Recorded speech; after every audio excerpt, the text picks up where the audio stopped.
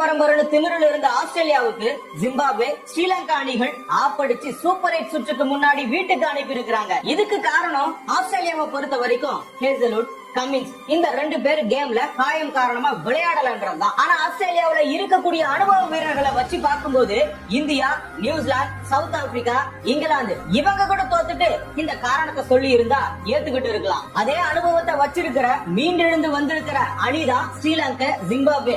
தோத்துட்டு இந்த காரணத்தை சொன்னா ஏத்துக்க முடியுமா?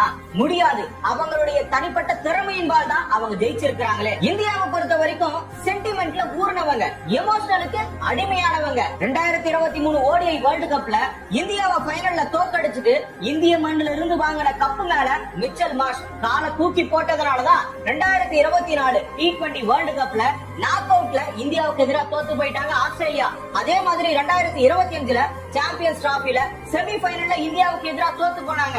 2025ல வேர்ல்ட் டெஸ்ட் சாம்பியன்ஸ்ல சவுத் ஆப்பிரிக்காவுக்கு எதிராக இங்கிலாந்துல தோத்து போனாங்க. இந்த T20 வேர்ல்ட் கப்ல சூப்பர் 8ல கால கூட வைக்க முடியல. இதுக்கு காரணம் கப்பு மேல கால தூக்கி போட்டதுதான் யாராலையும் சொல்ல முடியாது. ஆனா வயித்தெரிச்சல் சாபம்னு ஒண்ணு இருக்குல்ல, இந்த இடத்துல 150 கோடி மக்களுடைய எமோஷன் உள்ள அடங்கி இருக்கு. அவங்களுடைய சாபம் அத்தனையுமே உள்ள அடங்கி இருக்கு. அவங்களுடைய ஒத்த கனவு கோப்பை இது. அதுவும் இல்லாம இந்தியாவுல தனிப்பட்ட முறையில ஒருத்தனுக்கு இந்த கப்பு மூலமா லாபமோ பணமோ வர போறதில்ல.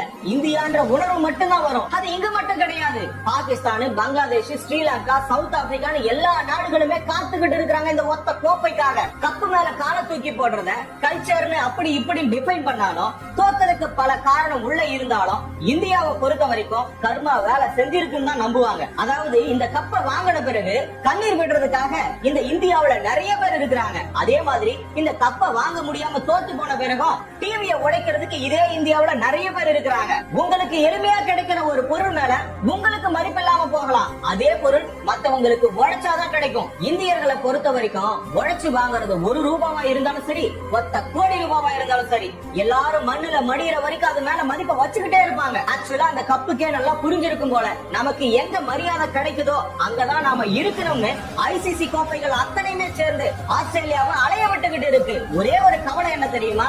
சூப்பர் 8ல வந்து இந்தியா கிட்ட தோத்து ஆஸ்திரேலியா வெளியே போயிருந்தா கொஞ்சம் சந்தோஷமா இருந்திருக்கும். ஆஸ்திரேலியா எப்படி வெளியே போகணும்னு நீங்க ஆசைப்பட்டீங்கன்னு சொல்லிட்டு கமெண்ட்ல சொல்லுங்க. கிரிக்கெட் நிகழ்வுகளை 1 நிமிடத்துல தெரிஞ்சுக்குமா ஷார்ட்ஸ் தமிழை ஃபாலோ பண்ணுங்க.